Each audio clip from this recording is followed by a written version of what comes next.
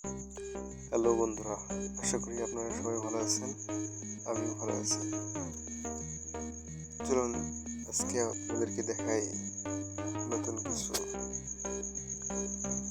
শীতের একটু একটু আমেজ শুরু হয়ে গেছে, তাই আমার বাসায় বোনেরা সবাই চলে আসছে।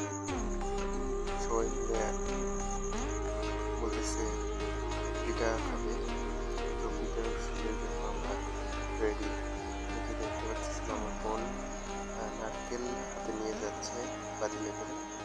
তারপর আর একটা বোন চালের ভাজা নিয়ে যাচ্ছে। তো আজকে আমরা চালের গুঁড়ার পিঠা না, চালের গুঁড়া কি গ্রাম ভাষায় আমাদের বলে সাধু নাড়ু বানাবে, সাধু অথবা নাড়ু বানাবে। আমরা যাচ্ছি এখন দিদির বাড়ি। তো আমরা ইতিমধ্যেই চলে আসলাম। এখানে আসছে দেখতে পাচ্ছি আমাদের সাবামণি, আমার ভাগ্নি, তিনটা ভাগ্নি, একটা ভাগ্না আগে থেকে সেখানে কাজ করতেছে।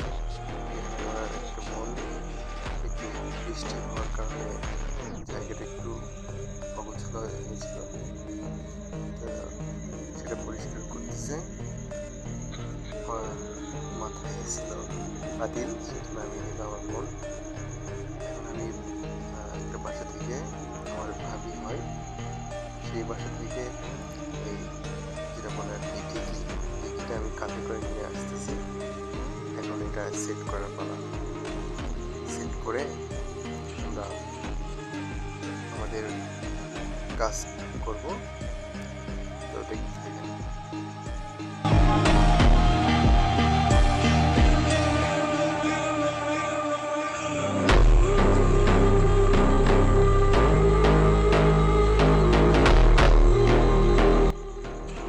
সেট করতেছি, সেট হয়ে গেছে অলরেডি। বসিয়ে দিলাম দিকটা। যারা আগে থেকে চিনতেন তারা ভালোভাবে বুঝবেন যে এটা দিয়ে কিন্তু এই চালের গুঁড়াগুলো গুঁড়া করা হবে আর কি।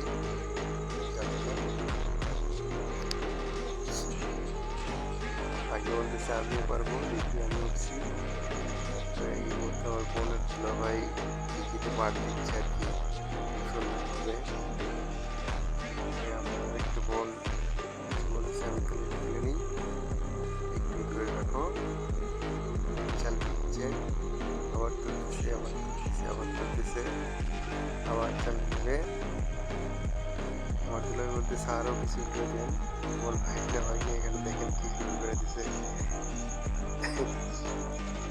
এই নারীর বাড়ির মজা খুবই মজা, সবাই মজা করতেছে। এরপরে আমি বললাম দেখি আমরা দুইজনে একটু পার্টি কেমন লাগে। তো আলহামদুলিল্লাহ আমরা খুব ভালোভাবে তাড়াতাড়ি আমরা করতে পারছি আর কি, কারণ ছেলে মানুষের একটা জোরই আলাদা। আমরা জোরে জোরে করতেছিলাম আর কি। তো ভালো থাকবেন আপনার হাত, আগামীতে আবার দেখা হবে আপনাদের সাথে।